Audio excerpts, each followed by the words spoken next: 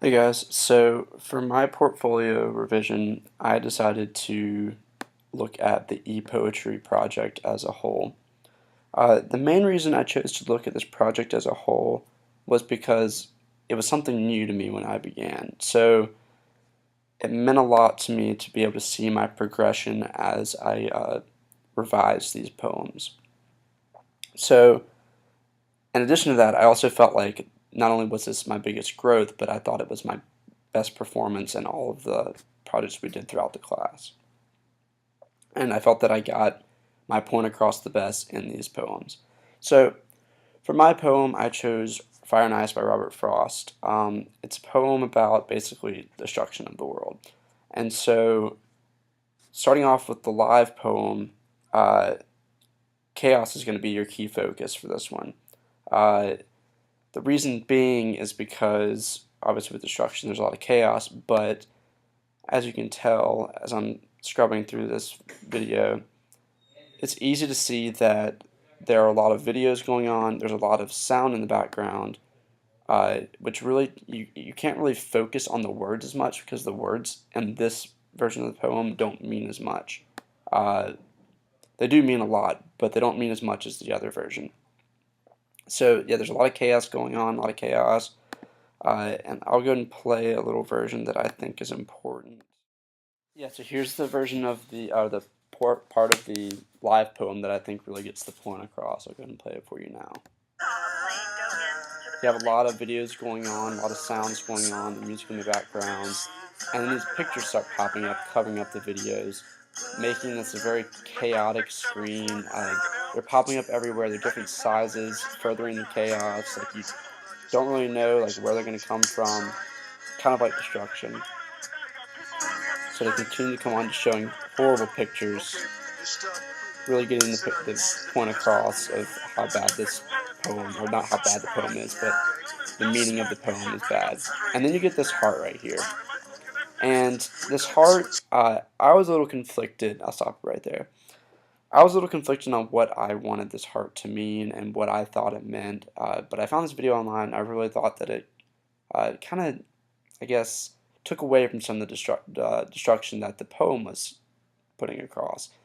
Because I'm not a completely like pessimistic person. All I care about is destruction. So I wanted to add some level of gleaming hope in this poem. So I added the heart. And in this version, the heart symbolizes hope within destruction. So I decided to take a more positive outlook. So there's still life left. That means there's still hope left in the destruction that is being created on screen. So I think that's what the heart symbolizes here, and I think that kind of counters the original meaning that I was trying to get across, which is good. Kind of, this poem kind of has a little bit of an argument. I mean, it's mainly focused on destruction, but there is a little bit of an argument that there is some hope left. There's some chance for survival. There's some chance to turn it around. So the not live version I think is a lot different.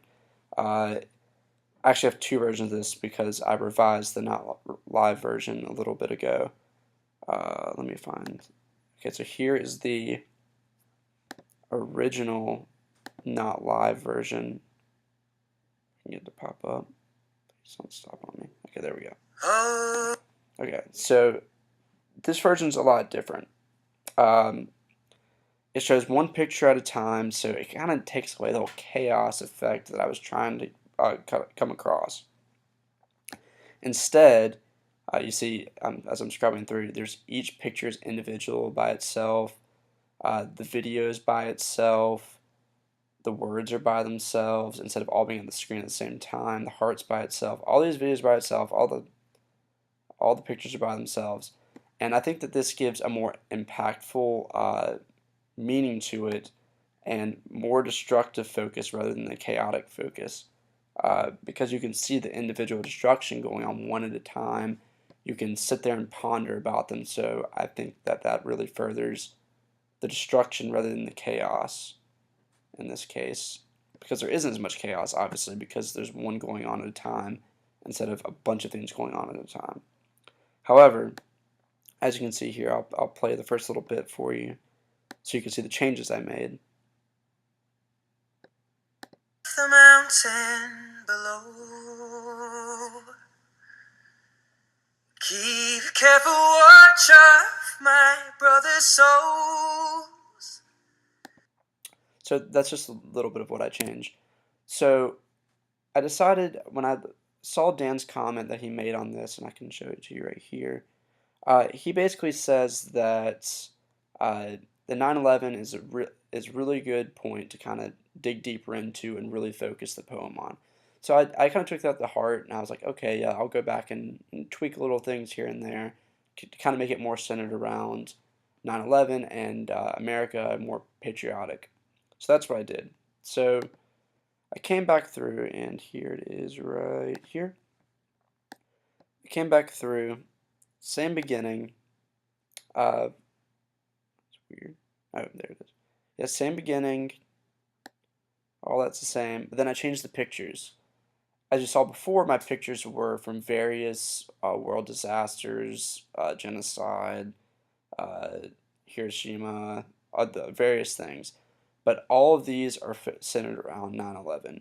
It really gives the focus to the poem that it's only about 9/11 and nothing else, which I didn't change everything, so there are little pieces here and there that kind of make it so that it's not all about 9/11, but the central theme of this not live version is definitely 9/11. So see, I changed the pictures, and you'll notice that these pictures that I just showed right there are going to show up again. Now, here comes the heart part again. I didn't change this, I just forgot to speak about it. Uh, so the heart shows up by itself this time, and it's a very short clip. It's just the heartbeat and it goes away. Very simple. And I think that this shows a lot different symbolization of the heart. I think it shows, since it already showed 9/11, already showed the destruction, I think this shows more of American patriotism than it does hope. Uh, because heart symbolizes a beating heart of a nation, so I think this kind of represents the country as a whole. Further down the line, you can see that the pictures here are very similar to the ones I showed before, except I've kept them on here a little bit longer. There's a little bit longer time between each picture. And I do this because I want the audience to really be able to see the destruction, really be able to take in the picture, get it in their brain, encode it in their brain, and remember it for what it was. And obviously I put a picture of the man who caused the whole thing. And I also decided to kind of change a little bit with the ending picture. The ending picture is a picture of a flag. It's a flag for every single person who died in 9/11. And I think it kind of begins my conclusion that I'm trying to get across in this version of the poem, which is, American patriotism, destruction within American patriotism, and then this kind of shows how we're all together. Everyone's an American here. We're all together, and we're going to persevere through it. Uh, Furthermore, I'm starting to get to the end now. So here, I also decided to add a little bit more to the lyrics. Last time I ended it right here at Hollowing Souls, and I faded it away. And Dan also said that, ending the fade, like starting the fade there is kind of abrupt. It doesn't really make any sense. So I decided to change that, and I think it's a lot better for it. So I did end it there, and I'll show you what I added to it.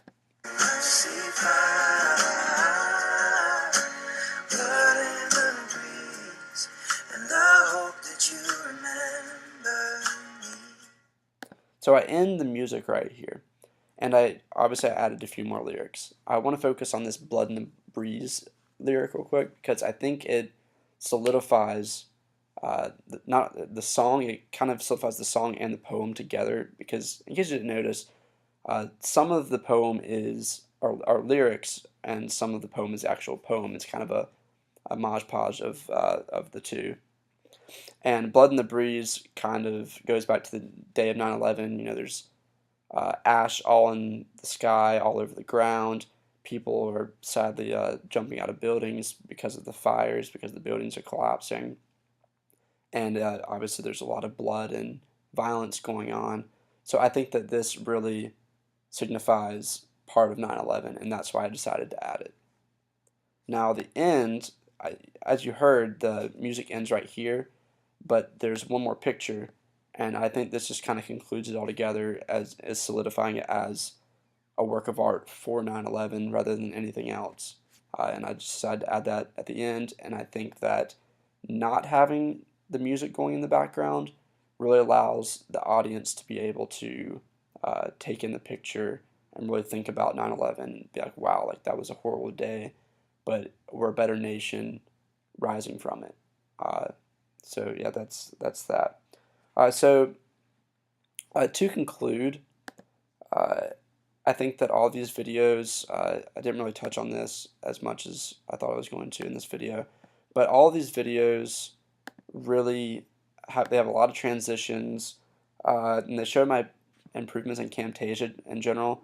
You can look back at my first Camtasia videos, which would be the markers for the road, and those videos have horrible fades, horrible transitions, very boring. My voiceover is just awful, and these videos are a lot more clean and crisp. Have the fades are a lot better. The music really adds to the effect.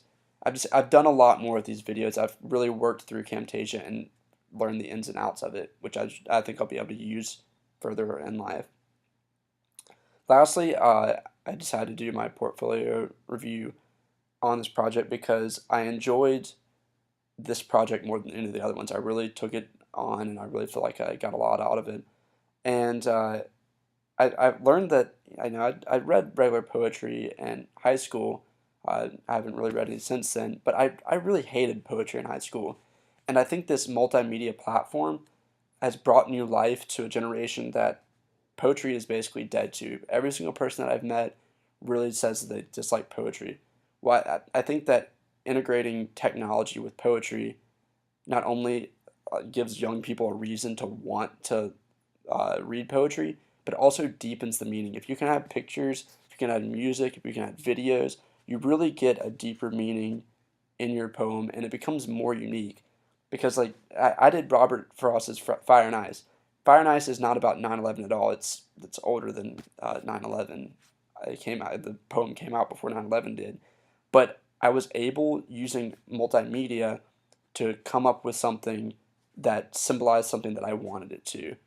I changed what someone had already created into something of my own, and I think that's what e-poetry is trying to do, and I really think it's doing a great job doing that. So with that, I end my portfolio. I hope you enjoyed it, and I guess I'll see you around.